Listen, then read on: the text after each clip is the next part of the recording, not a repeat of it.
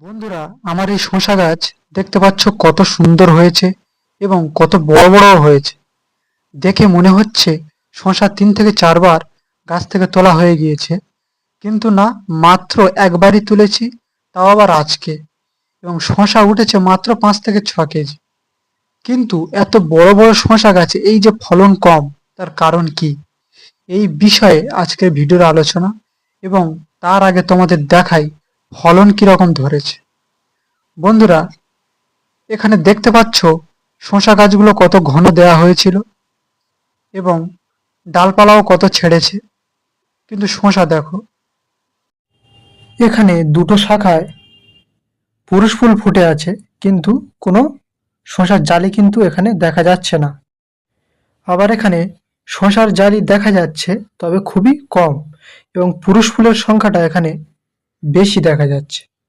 কিন্তু এখানে শসার জালির পরিমাণ কম কেন এবং কিভাবে শসার জালির পরিমাণ বাড়ানো যায় সেটাই আজকে বলবো। তো ভিডিওটা শুরু করা যাক। যেহেতু এটা বর্ষাকাল, সেহেতু টানা মেঘলা আবহাওয়া হওয়ার কারণে গাছ কিন্তু রোদ বা আলো যথেষ্ট পায় না। সেজন্য গাছ লতাপাতা বাড়াতে থাকে এবং তার ফলে গাছে কিন্তু ফল কম ধরে। আবার অতিরিক্ত কন্টিনিউ বৃষ্টির কারণে গাছে কিন্তু মৌমাছি কম আসে এবং ফুলের পরাগায়নও ঠিকঠাক হয় না। আবার বর্ষাকালে বাতাসে আর্দ্রতার পরিমাণ বেশি থাকায় অনেক ফুল কিন্তু ঝরে যায় এবং ছোট ছোট ফলও অনেক সময় কিন্তু নষ্ট হয়ে যায়।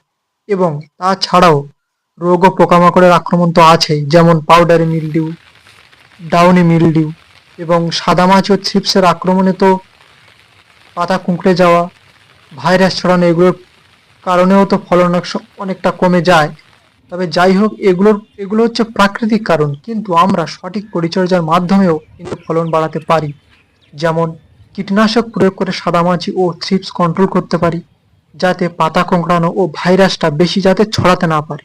আবার ডাউন মিলডিউ ও পাউডারি মিলডিউর জন্য ফাঙ্গিসাইড প্রয়োগ করতে পারি, যাতে ডাউনি মিলডিউ বা পাউডারি মিলডিউ রোগটা যাতে আর বেশি না ছড়ায়। এবং গাছে ফুল ফল ধরতে শুরু করলে আমরা ভিটামিন, বায়োস্টিমুলেন্ট, পিজিআর, হরমোন এবং তার সাথে অবশ্যই মাইক্রোনিউট্রিয়েন্ট প্রয়োগ করলে গাছে ফুল এবং ফল বেশি পরিমাণে তৈরি হয়।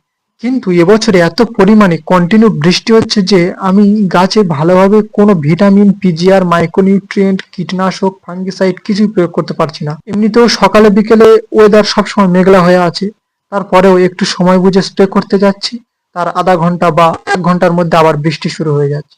আবার তো কোনো কোনো সময় স্প্রে করতে করতে বৃষ্টি শুরু হয়ে যাচ্ছে।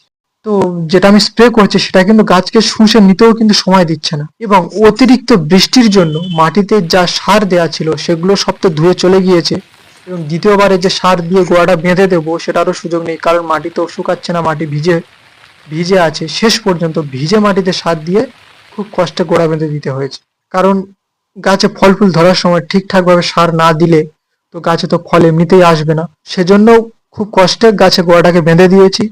এবং আজকে সকালে ভিটামিন স্প্রে করতে এসেছি এবং স্প্রে করার 10 মিনিটের মধ্যে আবারও বৃষ্টি। মোট কথা, গাছের যে পর্যায়ে যেটা দরকার সেটা দিতে না পারলে তো ফলন এমনিতেই কমে যাবে। তো আমি এবছর অতিরিক্ত বৃষ্টির জন্য গাছের যত্ন ঠিকঠাক নিতে পারছি না এবং চেষ্টা করছি বৃষ্টির ফাঁকে ফাঁকে স্প্রে করার। এবং বর্তমানে আষাঢ় মাস প্রায় শেষ হতে চললো এবং বৃষ্টিও প্রচুর পরিমাণে হচ্ছে।